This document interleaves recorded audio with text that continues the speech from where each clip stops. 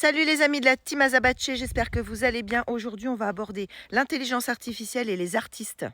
Ouais, parce que j'ai jamais mangé un dessin de ma vie et tu vas comprendre ce que je veux dire. Actuellement, les artistes qui ont de l'imagination craignent au niveau de l'intelligence artificielle parce qu'on leur vole des dessins, etc., etc. Maintenant, je vais vous dire quelque chose. Vous étiez où, les artistes, que ça n'a pas choqué lorsque, par exemple, l'informatique est arrivée. Parce que oui, du dessin papier qui nécessitait des artistes, des vrais, qui dessinaient sur du papier avec des méthodes de couleurs, des aquarelles, etc., ou du crayon, peu importe, ou au feutre, c'est passé à l'informatique. Ça n'a révolté personne à ce moment-là. Et pourtant, ça a été plus que de la taylorisation du dessin, parce qu'avant, il y avait de la taylorisation dans le pays qui utilisait ces gens-là, ces artistes, ces petites mains du dessin, mais qui néanmoins les réalisaient à la main, pour les exporter à l'étranger, puisque tout se fait maintenant par informatique. Alors, on va en Chine, on exporte, très peu de mangaka continuent à produire localement avec des artistes locaux leurs mangas, c'est délocalisé tout ça. Moins d'œuvres, moins chères. Tu as de l'imagination, donc si tu as une ressource de qualité, t'as rien à craindre. Parce qu'un artiste, il se réinvente. Je vais te dire, tu t'es pas penché sur le sort des personnes qui, lorsque l'informatique est arrivée, les métiers ont disparu. Les secrétaires, les dactylos, les sténos. Tous ces diplômes qui sont devenus caducs suite à l'arrivée de l'informatique. Tous ces gens qui aidaient les comptables. Maintenant, il y a des tableaux Excel, donc ça te vérifie tes chiffres. Alors à l'époque, quand je parlais avec des copains artistes, de cela, on me répondait: «Oui, mais bon, c'est le progrès». Bah, je vais te dire la même chose, c'est le progrès. Soit tu montes dans le bateau, tu fais avec, soit, tu n'es pas content et dans ce cas-là, ça va être très problématique. Je répète, je ne mange pas de dessin. Moi, mon modèle agricole complet, il est tombé par terre dans l'indifférence totale. Aujourd'hui, hésite pas à t'abonner à la table de Gaïa, c'est un super compte et tu verras de quoi je parle. Mon modèle à moi, c'était de vivre dans une ferme avec mes lapins, mes cochons, mes poulets et puis des chevaux d'élevage pour le loisir, Les autres, c'est pour la consommation. Et ensuite, on échangeait nos produits avec nos œufs et tout ce qu'on produisait localement et qui avait beaucoup d'apports nutritionnels intéressants. Ouais, aujourd'hui, ton espèce de poulet blanc de chair, là, élevé dans un machin, ça a même pas le nom de poulailler, en 30 minutes, il est cuit, Chez nous, un poulet, déjà, c'était pas avant 2,5 kg et deuxièmement, fallait plus d'une heure et demie pour le cuire, oui, et il te tenait vraiment au corps et t'apportait vraiment les bons nutriments parce que nous, à la campagne, on bosse physiquement tous les jours et ça, peu importe notre âge.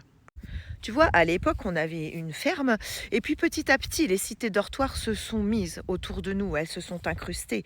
Sur la ferme, il était marqué 1824, donc ce n'était pas une ferme d'aujourd'hui.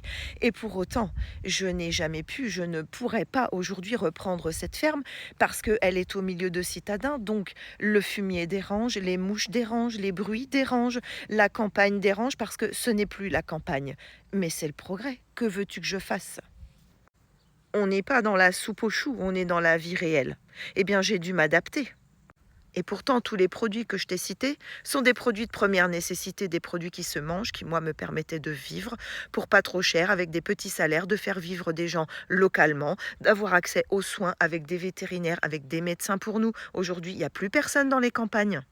Parce que oui, dans ce micro-village, il y avait un café, il y avait un vrai restaurant qui servait du crabe à la gabonaise. Oh, ce que c'était bon!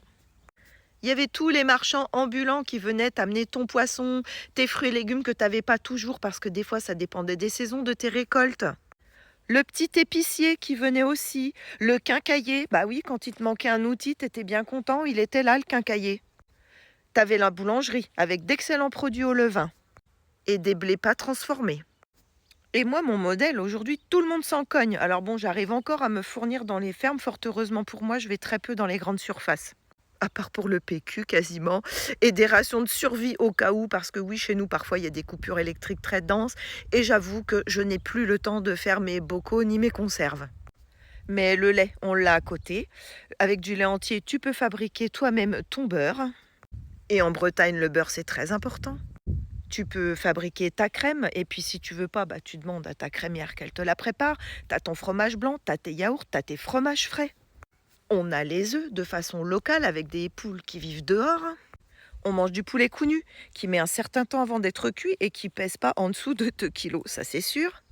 On a aussi une excellence au niveau de la viande autour de chez nous, que ce soit le porc, que ce soit le bœuf. Eh bien, quand tu te renseignes sur les petites fermes, il y en a encore qui te vendent des produits de qualité et c'est pas plus cher qu'en grande surface.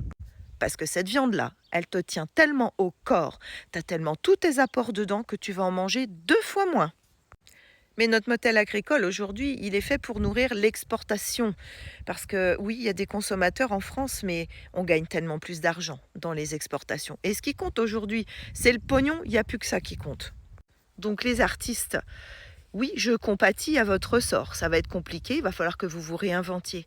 Mais est-ce qu'encore une fois, nous mangeons des dessins? Voilà. Quand tu as une société qui remet tout son modèle économique à plat et qui n'en a rien à secouer alors que ce sont des produits de première nécessité, que ce sont les soins qui ferment, les hôpitaux, le personnel hospitalier au bout du rouleau, etc. Franchement, voilà ce qu'est devenu la France dans l'indifférence la plus totale. Donc, excuse-moi, mais tu auras certainement plus de chances que nous de retomber sur tes pattes.